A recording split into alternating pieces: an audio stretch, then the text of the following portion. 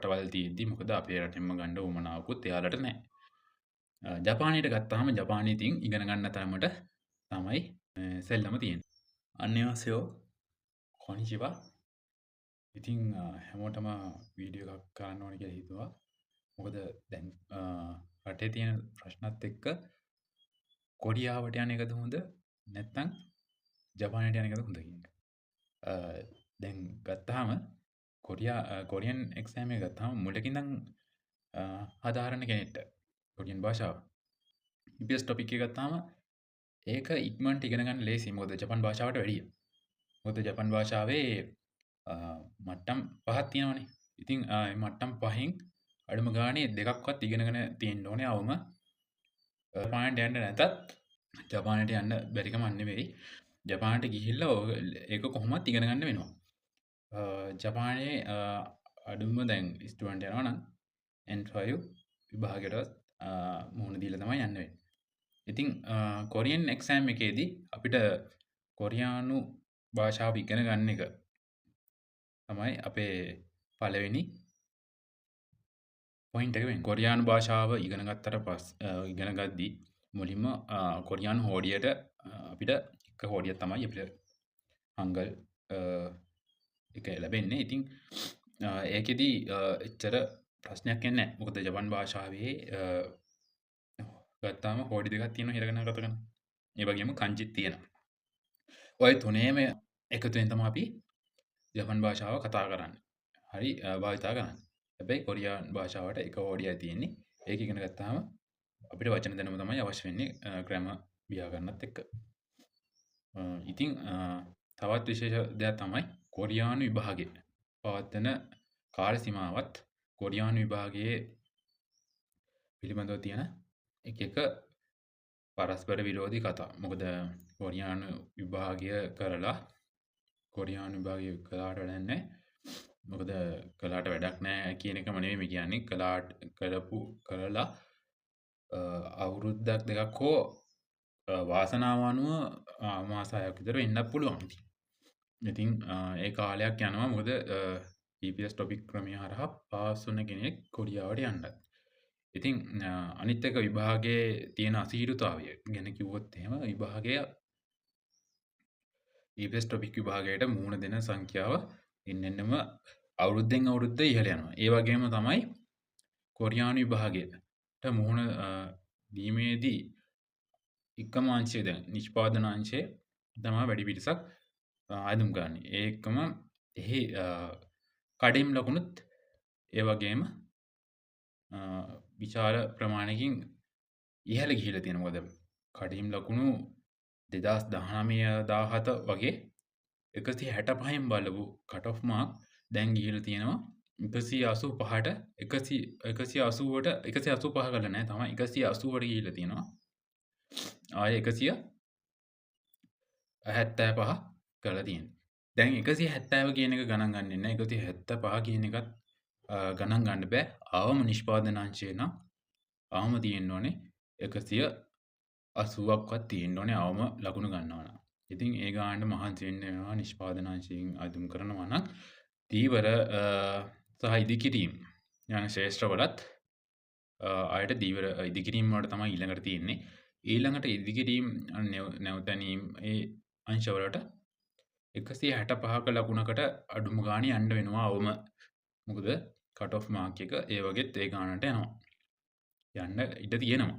මොකද මෙච්චර සංඛ්‍යාවක් ලියද්දී දිනෙන් දින එකතු වෙනවනේ කට්ටිය. දැන් මේ අවුරුද්දේ ලියන වැඩි පිරිසක් ඊළඟ අවුරුද්දේ ලියන. මොකද අපේ එන්න ජනගහනය වැඩි වෙනත් එක්ක ලංකාවේ මේ පිරිසත් බැච් එකෙන් බැච් එක දෙගුණ වෙලා තමයි එන්නේ. ඉතින් මේ හැමෝම පිරිස එන්නම විභාගය අමාරු කරන එක තමයි කරන්නේ. එතකොට කොරියන් විභාගයේ ලියලා කොරියාවට යන එක ගොඩක් අසීරු කරන තත්ත්වය තමයි. ඒ එක්කම කොරියාවේ තියෙන ආර්ථික ප්‍රතිපත්තිත් එක්ක දැන් කොරියාවට ගන්න පිරිස ගත්තාම සීමාකාරී පිරිසක් තමයි තෝරගෙන තියෙන්නේ. රටවල් සියල්ලටම මේක පොදුයි. කොරියාවට ගන්නේ ලංකාවෙන් විතරක් නෙවෙයි. තව රටවල් 16ක් දැන් අපේ රටත් එක්ක නියෝජනය වෙනවා.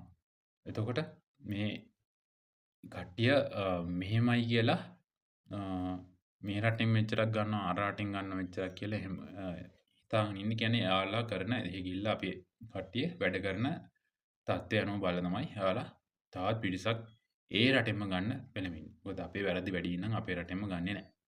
මොකද තවත් රටවල් තියෙද්දි මොකද අපේ රටෙන්ම ගන්න උවමනාවකුත් එයාලට නැහැ. ගියපු අය හොඳින් වැඩ කරොත් එයාලට ආපහු එතෙන්ටම යන්න පුළුවන්. නැත්තම් ඉතින් යන්න ඉන්න කෙනෙක්ටවත් යන්න හම්බෙන්නේ නැහැ. ගියපු එක්කනටත් වැඩි ආයුෂ නැහැ. සමහරකට එන්න වෙනවා නැත්තම් එතන ඉන්න හම්බෙන්නේ නැහැ.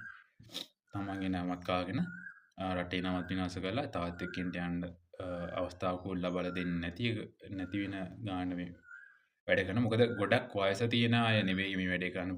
පොඩි ලාබාල 25ට අඩු කට්ටිය තමයි ගොඩක් ඉන්නේ. මං කියන්නේ හැමෝම කියලා. ඉතින් පොඩ්ඩක් භාෂාව උපරිම ඉගෙන ගන්න යන්න. මොකද ඉගෙන ගන්න ගියාට වැඩක් නැහැ. තමන්ගේ සිතුවිලිත් පාලනය කරගන්න. මොකද හැමතැනම කට්ටක් කාලා වැඩ කරන්න බඩින් මදි කියලා හැමෝටම එකම තැන එකම සැලරි එක හම්බෙන්නේ නැහැ. ඉතින් සැලරි එක හම්බෙන්නේ සමහරකට ලක්යකට වෙන්න පුළුවන්. ඒ වුණාට අපිට මාරු කරලා යන්න බැරි කමක් නැහැ. යන්න පුළුවන්. ඉතින් යන තැන හොඳට වැඩ කරන්න ඕනේ. මොකද අපි පළවෙනි අවුරුදු ගාන ඉන්නවා කියන්නේ එකම තැන. මොකද අපි ගෙන්නපු මිනිස්සයාට කළගුණ සලකනවා වගේ. මොකද කණ්ඩ නැතුව ඉන්න මිනිස්සුන්ට වතුර පොදක් හරි දෙන්නේ දැන් කියන්නේ ඒ වගේ සිටුේෂන් එකක් තමයිනේ. ලංකාවේ ඉඳලා වේලි හිටපු මිනිස්සුන්ට එහාට ගිහිල්ලා පඩියක් දීලා කණ්ඩ බොන්න ඉන්න දීලා තැනකට ගත්ත මිනිස්සයාට කියන්නේ තෝරගත තැනින් ගියාපුවාම ඒ මිනිස්සයාට මොන වගේ දෙයක් හිතෙනවද? ආයෙත් ගන්න හිතේද මේ වගේ රටකින්? මොකද එයා තෝරගන්නෙත් සමහරකට පළවෙනි වතාවට එන්න වෙති ලංකාවෙන්. ඉතින් ඒ වගේ මිනිස්සුන්ට ඒ වගේ තැනක දැන් එතන හොඳ නැහැ කියලා යනකොට තමම ගත්ත මිනිස්සයාට කරන අපහාසයක් වගේ. එතකොට මේ මිනිස්සයා තවත් මිනිස්සෙක් අතින් කියනවා මේ රටේ මිනිස්සෙන් මං ගත්තා. මේ මිනිස්සු මේ වගේ වැඩ කරනවා කියලා. ඉතින් ආයෙත් කෙනෙක්ව ගන්න පෙළෙන්නේ නැහැ. ඒ වගේ තත්ත්වකුත් දැන් කොරියාවේ කොරියන් කාරයෝ අතර මතභේදයක් තියෙනවා. ජපානයට ගත්තාම ජපානයේ තින් ඉගෙන ගන්න තරමට තමයි සෙල්ලම තියෙන්නේ. මොකද ජපන් භාෂාව ලෙවල් 5ක් තියෙනවා. පළවෙනි ලෙවල් එකට යනකම් ඉගෙන ගන්න පුළුවන් ඕනම කෙනෙක්ට ලංකාවේ ඉඳලා උනත් කොහේ රටක ඉඳලා JLPT එක්සෑම් එක JFT NET යන විභාග තියෙනවා. ඉතින් විභාග වලින් JLPT කියන එක්සෑම් එක තමයි ගොඩක් පිළිගන්නේ. ඉතින් ජපන් භාෂාවේදී ඉගෙන ගද්දී අපිට ඉගෙන ගන්න එක අමාරු වුණාට යන්න පුළුවන් අවස්ථා ගොඩක් තියෙනවා. ජපන් භාෂාව ඉගෙන ගන්න තරමට රැකියාව ගොඩක් තියෙනවා. මොකද දැන් ජපන් භාෂාවෙන් ඉගෙන ගන්න ගියාම දැන් SSW කැටගරිය වෙලා තියෙනවා. ඊට කලින් සාමාන්‍යයෙන් අපිට ලැබිච්ච ලංකාවට ලැබිච්ච එක කම්පැනිස් වල ජොබ් වෙලා තියෙනවා. එකම ශ්‍රේෂ්ඨයකට නෙවෙයි ඉගෙන ගන්න යන්න පුළුවන්. ඒ වගේම කොරියාවට වගේ බලාගෙන ඉන්න ඕනේ නැහැ. මොකද අපිට ඉක්මනින්ම EPS topic තමයි ඉතින් කොරියාවට යන්න තියෙන අනිත් එක ස්ටුඩන්ට් ජපන් භාෂාව පාස් වුණ කෙනාට මේ ජපානි රැකියාව අනිවාර්යෙන් තියෙනවා. නැති වෙන්නේ නැහැ.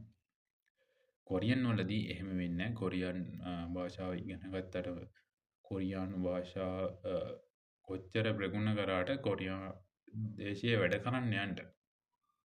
ඒ වගේ නෙමෙයි ජපානට යන්න විවිධ ක්‍රම තියෙනවා. ස්ටුඩන්ට් කෙනෙක් විදිහට යන්න පුළුවන්.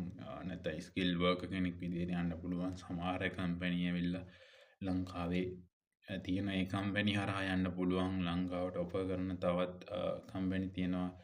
ඒ වගේ අවස්ථාවලදී යන්න පුළුවන්. මොකද EPS topic ක්‍රමයේ හරහා සජන් කෙනෙක් තෝරගන්නකම් ඉන්න වෙනවා. හැබැයි ලකුණු ප්‍රතිශතය බලනවා. මොකද එතනින් ස්කිල් වලින් ගන්න ලකුණු ප්‍රමාණය මත පාස් කරන එක පහසු වෙලා වෙබ් එකට වැටෙන එක. වෙබ් එකට වැටුණාට පස්සේ යම් කිසි ක්‍රමවේදයකින්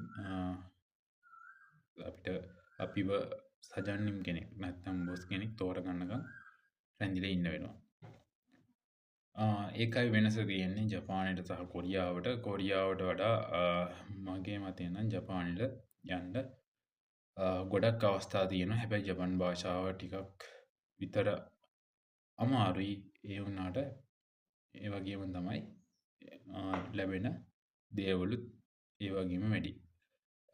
සැලරි එක පැත්තෙන් කතා කරොත් එහෙම කොරියාවට වඩා ජපානය වැඩි, ජපාන් වැඩි, කොරියාව වැඩි කියලා එහෙම කියන්නේ. මොකද දැන් ආර්ථික ප්‍රතිපත්තිත් එක්ක ජපානෙත් මුදල් ඒකකය තරම ශක්තිමත් වෙනවා. හැබැයි ඒ තියෙන ලිවිං කොස්ට් එක වැඩි වුණාට සාමාන්‍ය අපි යන ඇග්‍රීමන්ට් එක්කනේ යන පුද්ගලයෙක්ට සේවකයෙක්ට තරමක ඉතුරු කරන්න පුළුවන්. කොරියාවට යන එක ඉතුරු කරන්න පුළුවන්, හොඳටම ඉතුරු කරන්න පුළුවන් කොරියාවට යනවා නම්. ඉතින් මේ ජපානයේ සැලරි එකයි කොරියන් සැලරි එකයි දැන් ඉස්සර වගේ නෙවෙයි, දැන් එක ළඟ යන්නේ. ඉතින් ඒ හින්දා තමන්ගේ අරමුණට ඉක්මනට යන්න නම් අමාරු දෙයක් කරලා හරි ඉක්මනට යන්න පුළුවන්. නැත්නම් අර වගේ දෙයක් කරලා අනිත් දේත් කරන එක ගොඩක් හොඳයි කියන එක තමයි මගේ මතය. දැන් ජපන් භාෂාවට අවස්ථා ගොඩක් තියෙනවා. කොරියන් භාෂාව ඉගෙන ගත්තාම සීමිත ප්‍රමාණයකට තමයි අපිට ඉල්ලුම් කරන්න හැකියාව තියෙන්නේ.